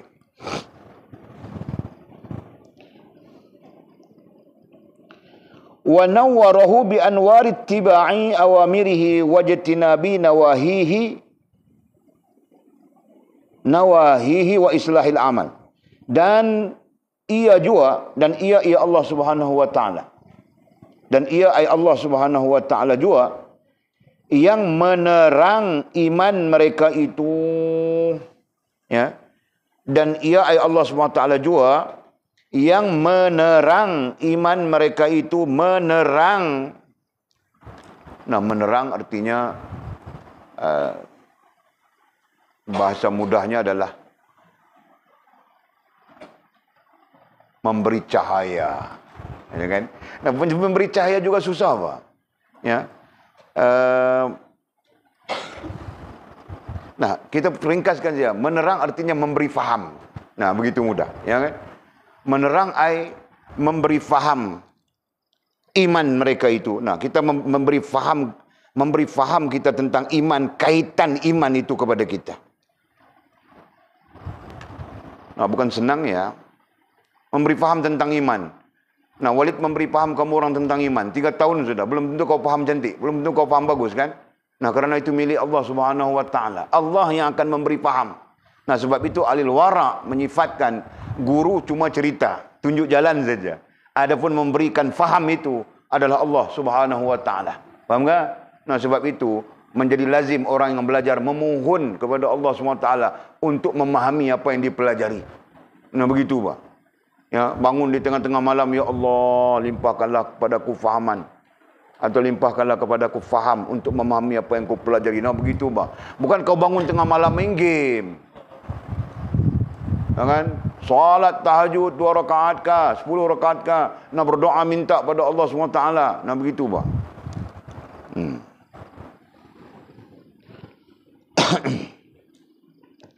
Dan ia Allah SWT jua yang menerang iman. Menerang apa tadi dhabitmu? Memberi faham. Memberi faham mereka itu dengan cahaya. Nah, ada perkataan cahaya sudah, kan? Nah, jadi artinya Allah lah yang memberi faham kepada kita tentang iman. Ya, dengan cahaya. Cahaya itu dalam terjemahan disebut nur saja. Nah, nur itu adalah ilmu. Cahaya itu adalah ilmu. Ya. Menerang memberi faham tentang iman mereka itu dengan cahaya ilmu. Ya, dengan cahaya ilmu mengikut segala suruhnya. Nah, dengan ilmu itu kita mengikut segala suruhnya Allah Subhanahu wa Ta'ala. Ya. Suruhnya, ada suruhnya dalam iman, ada suruhnya dalam Islam, ada suruhnya dalam ihsan. Betul kan? Suruh dalam bahasa Arab disebut amrun. Terjemahan lain dipanggil perintah. Nah, perintah ada 2. Suruhan, larangan. Nah, itu dah sifat agama. Ya. Perintah itu namanya suruhan, perintah itu namanya larangan. Nah, jadi kita boleh mengikut suruhan. Ya, boleh mengikut larangan. Nah, semua itu kerana apa? Kerana iman yang difahamkan oleh Allah Subhanahu wa Ta'ala kepada kita di samping cahaya ilmu. Faham tak? Nah, iman yang difahamkan oleh Allah Subhanahu wa Ta'ala kepada kita di samping cahaya ilmu. Nah, begitu. Ya. Atau nur atau cahaya ilmu yang menyebabkan kita apa? Kita terang, jalan kita menjadi terang, menjadi bersuluh. Gitu kan? Untuk diikuti, untuk dipatuhi. Faham tak? Nah, begitu, Pak. Kalau ikut keadaan, mana Atul mau berada di sini belajar-belajar ini, Pak? Dia mau kerja pramugari. Pramugari Lion Air. Yang belah kainnya di belakang itu sampai punggungnya. Begitu, Pak. Tapi kau tidak mau sudah, kan? Nah, dia mau tidak mau sudah dia. Fas pula mau kerja pramugari, Pak. Tapi tidak cukup tinggi.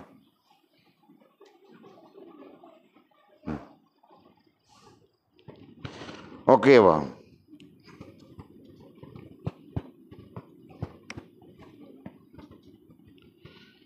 Dengan cahaya, ya, dengan cahaya ilmu, mengikut segala suruhnya dan menjauhi segala larangannya.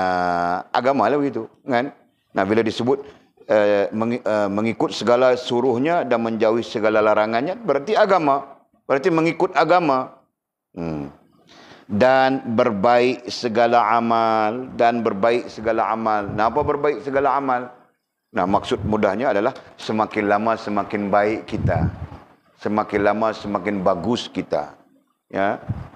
Semakin lama semakin cantik kita dalam amal. Amal itu datang dari tingkah laku, betul? Nah, berarti tingkah laku kita semakin bagus, bah. Ya, semakin lama semakin bagus. Bukan semakin lama semakin jatuh. Tahun lepas, 2 tahun lepas, kena tangkap hisap vape. Tahun ini kena tangkap hisap vape lagi. Ini itu bukan bagus, bah itu. Siapa yang ngajar bagus itu? Ketangkap lagi. Berarti tidak bagus. Itu kan? Nah, yang bagusnya, tahun pertama dia ketangkap hisap vape. Tahun kedua dia bagus. Tahun ketiga waliullah sudah. Nah, begitu baru bagus, bah. Betul kan, Jul kan? Nah, paling tidak, bukan waliullah, paling tidak, nah, adabnya bagus, akhlaknya bagus, serban sentiasa dia, tasbih sentiasa di tangannya, wirid sentiasa dia. Ada kerja, kalau ikat bata, sambil ikat bata, subhanallah, alhamdulillah, Allah akbar, subhanallah, alhamdulillah, Allah akbar, begitu, bah. Nah, jika tidak ikat bata, subhanallah, alhamdulillah, akbar, berwirid saja, bertasbih saja, atau beristighfar saja, minta ampun pada Allah SWT. Nah, itu yang bagus. Kan, Jul? Nah, tahun lepas bagus, datang-datang itu bagus dengan serban semuanya. Nah itu betul, bahkan orang tahu dia orang datang dengan serban semuanya. Begini besar serban. Nah, Walid tengok serban saja, Walid tahu ini semua wayang Hindu, wayang Tamil saja, Walid tahu sudah. 3 minggu kemudian serban hilang semua. Bukan 3 minggu, bah. 2 hari saja. Nah, hilang semua serban. Tiada serban sudah. Mula merapu sudah. Betul kan, Misi kan? Nah, betul, Jul kan? Nah, aku cakap nanti kamu orang bilang aku bohong. Nah, aku lihat saja keadaan itu. Jadi, sepatutnya kan semakin bagus datang berserban.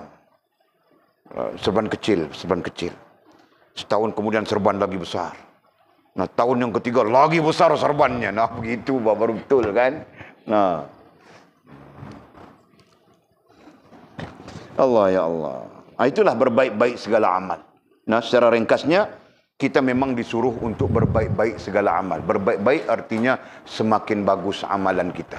Ya, semakin bagus adab, semakin bagus iman kita, semakin bagus Islam kita, semakin bagus ihsan kita, semakin bagus akidah kita, semakin bagus ibadah kita, semakin bagus adab kita. Nah, begitu, ya, sehingga kita sampai di hadrat Allah Subhanahu wa taala dengan namanya kematian. Nah, kita berada dalam keadaan semakin lama semakin bagus. Itu sepatutnya. Itu tuntutan ke atas kita, ya. Bukan kita semakin lama semakin teruk, semakin lama semakin teruk, semakin lama semakin teruk. Adapun kesilapan adalah biasa, ya. Adapun kesalahan adalah biasa juga. Tetapi kita tetap semakin lama semakin bagus, semakin lama semakin baik. Begitu kan? Nah, Allah ya Allah, mudah-mudahan Allah menimpahkan rahmat kepada kita. Kemudian kata musannif, wassalatu wassalamu ala nabiyyina Muhammadin sayyidil anam wa alihi wa ashabihi sadatil kiram. Dan rahmat Allah dan salamnya atas Nabi kita Muhammad, penghulu segala makhluk, dan atas segala keluarganya dan sahabatnya, segala penghulu yang amat mulia. Nah, ini bagian daripada perintah Allah Subhanahu wa taala ke atas kita semua, yaitu innallaha wa malaikatahu yusalluna 'alan nabi ya ayyuhalladzina amanu sallu 'alaihi wa sallimu taslima. Nah, itu perintah Allah, ya. Sesungguhnya Allah Subhanahu wa taala dan para malaikatnya bersalawat kepada Nabi. Wahai orang-orang yang beriman, nah kita itu panggilan kepada kita itu. Wahai orang-orang yang beriman, bersalawatlah kamu sekalian kepada Nabi akan sebagai salawat sebanyak-banyaknya. Nah, itu tafsirannya. Nah, bersalawat, kita diperintahkan supaya bersalawat kepada Nabi, yang secara ilmunya kita tahu sudah. Bersalawat kepada Nabi itu tanda kita berhubungan dengan baginda Nabi kita SAW, sekaligus berhubungan dengan agama. Nah, itu. Nah, jadi kita bersalawatnya, ajar sudahkah? Walid ajarkah sudah kepada kamu orang salawat? Ajar sudah kan? Nah, siapa yang buat salawat? Siapa yang melakukan salawat seperti yang Walid ajarkan? Woi, dengar bah perempuan-perempuan ini. Kamu orang pura-pura tidak dengar saja ya. Aku tahu berdrama kaling-kaling kamu orang tu. Nah, kau buat. Siapa buat? Kau buat fast. Selawat yang Walid ajar itu kau buat? Tidak kan? Nah, wajah kau saja menunjukkan kau tidak buat. Kau buatkah? Nah, apa selawat yang kau buat?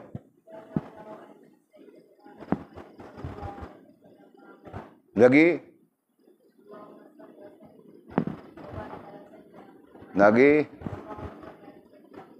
Nah, buat semuanya. Betul? Berapa kali satu hari? 300? Ya, total 300. Okey, Pak. Kena buat, baru boleh jadi anakku semula. Menantuku belum tentu lagi. Jadi anak dulu baru boleh jadi menantu. Menantu pun ku ambil free saja sekarang kalau mau jadi menantu pun. Kan? Dulu ku mau kasih juga 20,000 kah, 15,000 kah. Okey. Jadi selawat kepada baginda Nabi SAW. Tanda kita punya hubungan dengan Nabi SAW, ya. Nah, Walid ajarkan, Walid belum ajar di luar lagi hal-hal ini. Nah, jazallah, selawat jazallahu anna sayyidina Muhammadan sallallahu alaihi wasallam. Mahu alu itu adalah terima kasih kita kepada baginda Nabi sallallahu alaihi wasallam, ya, yang kerananya kita beragama dengan agama Islam, agama yang diredai oleh Allah SWT, ya. Tanpa Nabi itu, nah kita sesat saja. Nah, kerana itu berterima kasihlah kepada Nabimu sentiasa, ya. Nah, itu. Begitulah yang lain-lain. Okey, nanti kita cerita. Okey, terus. Amma ba'dun, falamma kana lisanil hijratin nabawiyyati ala sahibiha afdhalus salati wa azkat tahiyyati 88 wa 100 wa alfun. Adapun kemudian dari itu, maka tatkala adalah bagi tahun hijrah Nabi. Nah, making adalah bagi tahun hijrah Nabi, making di situ.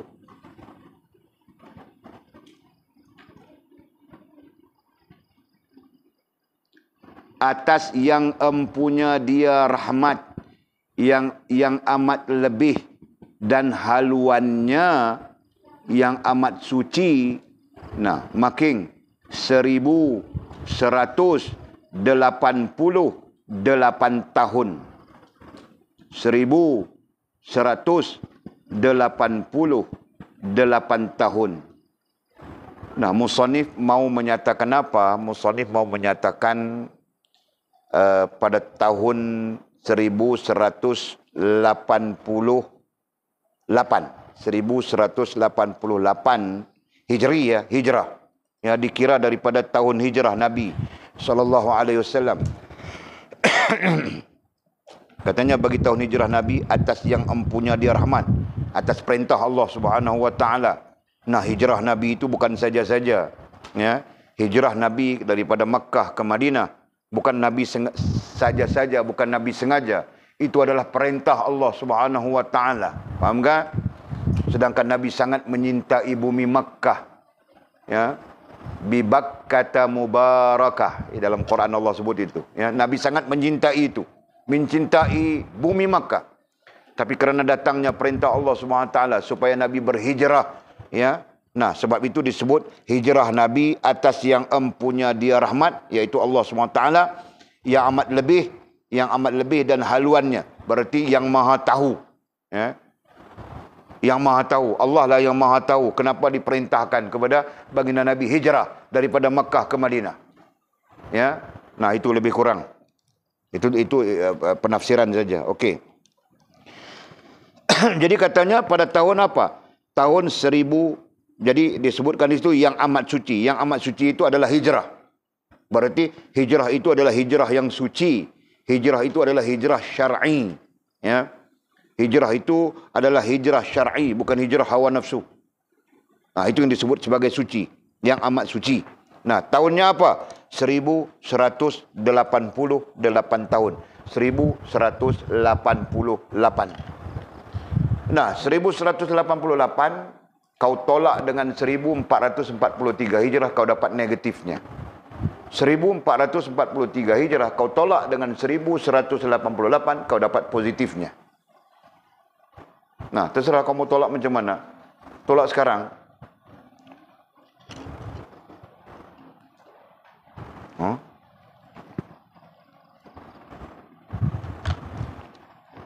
Dapat sudah?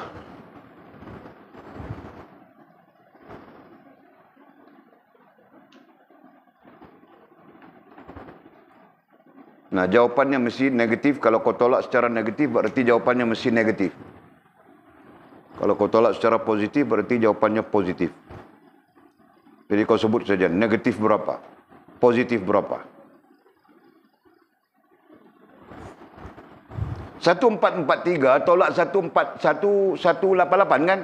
Nah, jadi itu positif jawapannya. Kalau 1188 tolak 1143, 1443. Betul kan? Nah, berarti kau dapat positif. Kau dapat negatif jawapannya. Nah, siapa yang tolak secara negatif?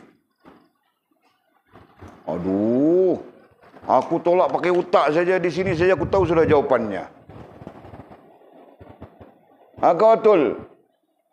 Berapa?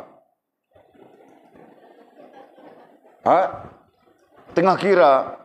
Kau keluarkan kaki jari kau sekali. Tangan jari kaki sekali kau kira. Tengok Mimi tolak. Nah, masalah juga, bah. Salah Mimi, kau pun salah juga, bah. Berapa? Bangkil berapa bangkil? 4. Nah, bangkil kasih jawapan 454. Negatif ke positif? No, tidak boleh terima, bah, itu. Aku guru matematik ini. Kalau negatif bilang negatif 454. Kalau positif bilang positif 454. Nah, kau tolak macam mana? 1443.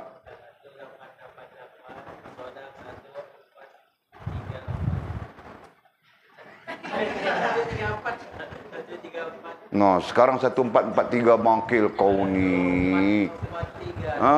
Jadi jawapannya negatif itu. Macam mana 5 pula?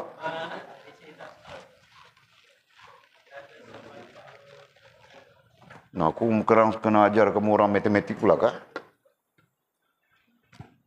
1443 tolak 1188, betul kan? Okey. Ini jawapannya nanti positif ini. Ini jawapannya nanti positif. Nah, kita mau tolak macam mana? Pinjam dari sini. 9, 10. 10 tolak 8 tinggal 2. 2 campur 3, 5. Nah, di situ kan? 9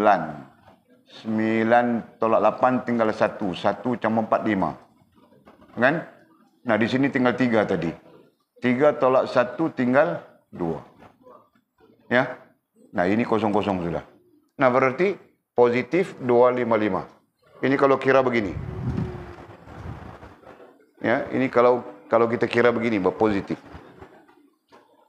Nah, kalau kita kira sebaliknya, nanti jadi negatif. Jadi negatif saja di sini. Negatif 255. Ya kan? Nah, berarti apa?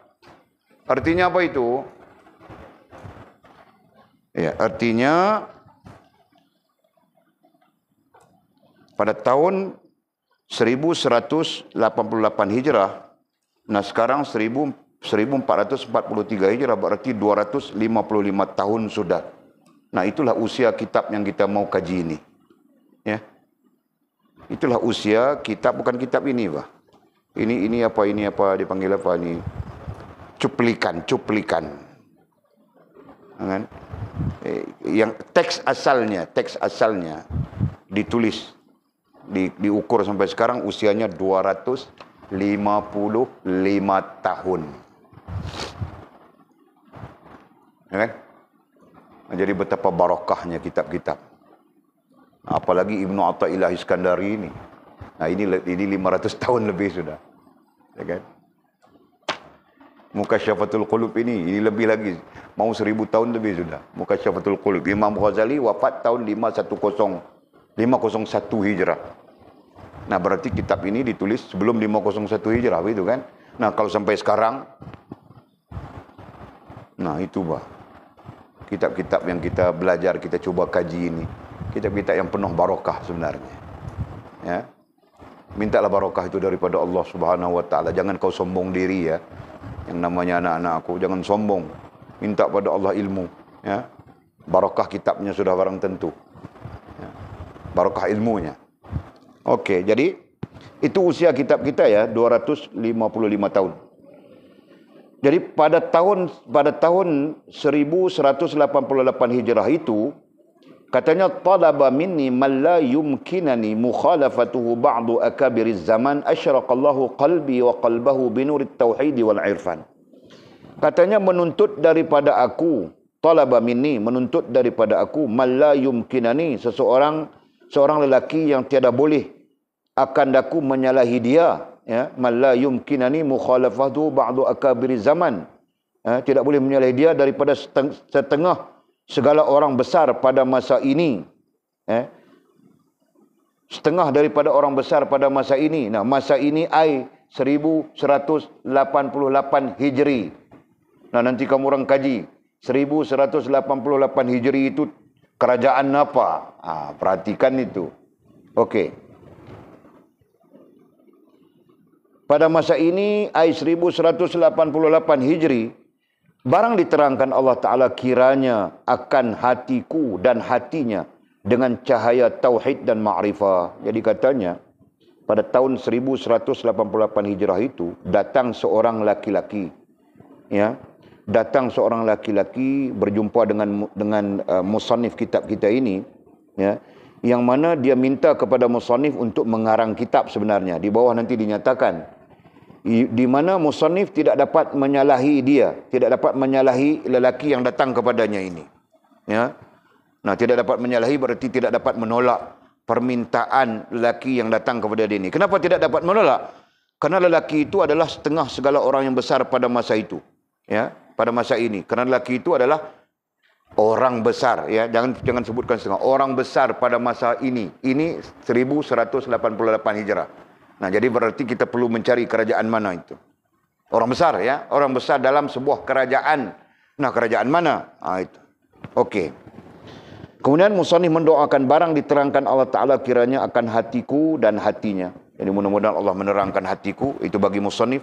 Dan hatinya bagi orang besar yang datang berjumpa dengan musannif untuk menulis sebuah kitab. Ya. Dan dengan cahaya tauhid dan ma'rifah. Dengan cahaya berarti ilmu. Dengan cahaya ilmu tauhid dan ilmu ma'rifah. Ya, kerana yang mau ditulis itu terkait dengan ilmu tauhid, terkait dengan ilmu secara umumnya disebut ilmu ma'rifah, maka musannif memohon, ya, secara tidak langsung berdoa kepada Allah SWT agar dilimpahkan cahaya tauhid dan ma'rifah itu. Nah, jadi balik kita pada tahun 1188 Hijri. Ya, kalau kamu orang rajin membaca sejarah, ya, tahun 1188 Hijri adalah kegemilangan kerajaan Melayu Islam Aceh. Ya. Kegemilangan kerajaan Melayu Islam Aceh, kegemilangan kerajaan Melayu Islam Fatani, kegemilangan kerajaan Melayu Islam Champa, kegemilangan kerajaan Melayu Islam Perlak, kegemilangan kerajaan Melayu Islam Pasai, kegemilangan kerajaan Melayu Islam apa lagi, lupa sudah. Kan? Ada 8 atau 9 kerajaan Melayu Islam. Nah, Filipina itu semua kerajaan Melayu Islam. Kan? 9 kerajaan Melayu Islam. Nah, sekitar Nusantara kita. Nusantara kita semuanya Islam dulu, termasuk Filipina. Filipina adalah negara Islam yang dimurtadkan. Singapura tidak wujud. Kan? Singapura wujud kemudian saja. Nah. Brunei pun tidak wujud. Bukan Brunei tidak wujud. Sabah Sarawak itu di bawah Brunei, di bawah kerajaan Brunei. Nah, begitu. Tahu tak? Nah, itulah keadaan Nusantara kita pada tahun 1188 Hijrah. Nah, sekarang siapa orang besar yang menyuruh musannif mengarang kitab itu? Nah, dalam tabaqat ulama Nusantara dikatakan bahawa Syekh Abdul Somad Falambani pernah menjadi tuk perdana di bawah kerajaan Melayu Islam Aceh. Tuk perdana. Dan apabila diteliti, tahun 1188 Hijrah itu sememangnya yang menjadi tok perdana kerajaan Melayu Islam Aceh adalah Syekh Abdul Somad Falambani rahimahullah taala. Syekh Abdul Somad Palembang. Yang sangat terkenal dia. Ulama yang sangat terkenal. Ahlillah, ya. Nah, berarti Syekh Abdul Somad lah sebagai orang besar yang tidak boleh di apa ya? Yang musannif tidak boleh menyalahinya. Nah, berarti Syekh Abdul Somad lah yang datang berjumpa dengan musannif kitab kita ini supaya menulis kitab, mengarang kitab tauhid, ya. Ilmu tauhid, ilmu ma'rifah ini. Nah, lalu siapa yang mengarang kitab kita ini? Diriwayatkan di dalam Tabaqat Ulama Nusantara, Syekh Abdul Somad Falambani sangat rapat dengan Syekh Muhammad Arsyad Al-Banjari. Bahkan Syekh Muhammad Arsyad Al-Banjari dengan Syekh Abdul Somad Falambani sama-sama pulang daripada Makkatul Mukarramah. Ya, mereka belajar di Makkatul Mukarramah dan pulang kemudian berkhidmat kepada negara. Di bawah arahan kerajaan Utsmaniyah, di bawah arahan Khalifah Utsmaniyah. Okey? Nanti kita linkkan tengok sejarahnya. Nah, kita sebut dulu. Nah, jadi sebab itulah ya dalam Tabaqat mengatakan di kitab ini tidak dinyatakan, disebut dipercayai saja. Di mana disebutnya kan? Yang Jawi kah? Dipercayai yang menulis kitab ini adalah Syekh Muhammad Arsyad Banjari, ya. Tetapi dalam Tabaqat memang menyatakan karya-karya Syekh Muhammad Arsyad, ya, secara pasti salah satunya adalah kitab Tuhfatul Raghibin. Nah, ini berarti Syekh Muhammad Arsyad Al-Banjari menulis kitab Tuhfatul Raghibin dengan arahan daripada Muhammad Syekh Abdul Somad Falambani selaku tok perdana. Kalau zaman dulu dipanggil tok perdana mungkin. Nah, kalau sekarang Perdana Menteri kan? Perdana Menteri bah sekarang. Karena kerajaan Melayu Islam Aceh, kerajaan-kerajaan Islam ini ada sultannya. Ya, ada rajanya tersendiri. Kan? Kamu orang tahu kah? Kerajaan Melayu Islam Sulu, siapa sultannya? Tidak tahu kan? Jadi generasi sekarang tidak tahu bahawa seluruh Nusantara kita ini adalah kerajaan Islam pada suatu ketika. Nah, datang-datang kamu, nah kerajaan kafir saja Filipina itu. Kan? Sana sini kamu orang tidak tahu. Jadi belajar bahasa sejarah kurang-kurangnya. Kasih ambil tahu. Paham kah? Nanti baca bahasa sejarah. Aku beli buku-buku sejarah itu kamu orang baca. Betapa Nusantara kita ini adalah Islam. Bukan kafir bangkil. Filipina itu adalah negara Islam. Dimurtadkan oleh penjajah Spanyol. Nah, menyebabkan orang-orang Filipina itu jadi kafir, jadi Kristen segala itu kan. Jadi kalau sudah demikian, nah kitalah yang menjadi hero-hero Islam itu. Paham tak? Kitalah perlu menjadi hero-hero Islam itu bangkil. Untuk mengembalikan Islam dan kegemilangannya. Tahukah? Kamu oranglah perlu menjadi serikandi-serikandi Islam itu. Untuk mengembalikan Islam dan kegemilangannya. Bukan jatuh cinta dengan si anjung itu buat apa? Aku geram itu belum habis, bah. Lagi aku belum habis geram, aku cakap terus. Biar, bah. Sama seperti Mizi. Biar dia sasau dengan dengar cakapku saja. Jadikan diri kita serikandi-serikandi. Jadikan diri kita pemuda-pemuda yang memperjuangkan agama. Paling tidak menuntut diri kita, bah, kalau selemah-lemahnya. Ini diri kita pun tidak lepas. Kemana? Angkut dengan vape. Itu belum lagi datang Hoga. Ini sangkut Hoga. Pakai batang pipe PVC itu buat tarik sampai sana. Nah, belum datang lagi budaya itu. Datang budaya itu nanti jadi. Nah, mudah-mudahan Allah merahmati kita semua. Nah, nanti kita sambung lagi apa? Nah, kita sambung nanti an asna alahu di sana. Wallahu a'lam bishawab au kama qala. Kita baca. Ada persoalan, ada pertanyaan enggak?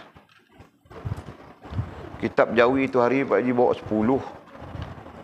Habis lah, semua orang ambil habis. Kamu orang ambil Jawi semuanya kan? Yang Rumi ada dekat balik 4 lagi. Siapa yang perlu Rumi nanti ambil. Kel baca Jawi ke Rumi? Rumi. Kenapa kau baca yang Rumi?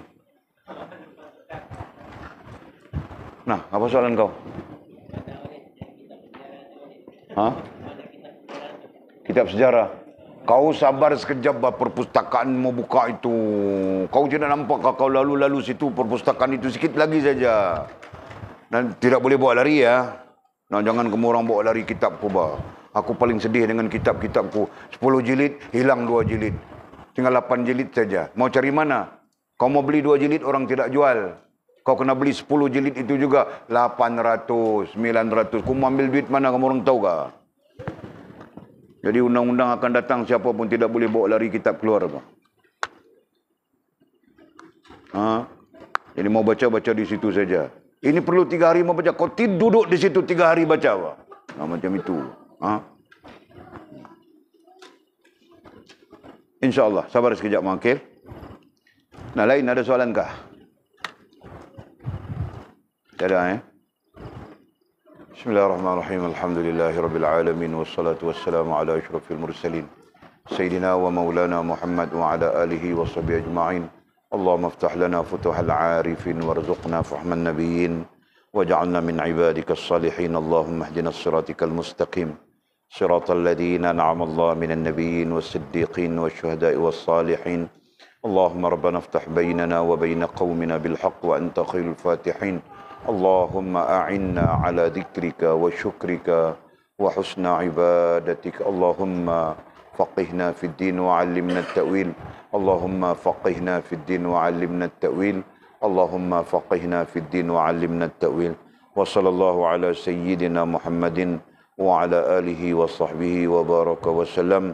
Walhamdulillahi rabbil alamin. Taqabbalallahu minna wa minkum. Aqimis salah.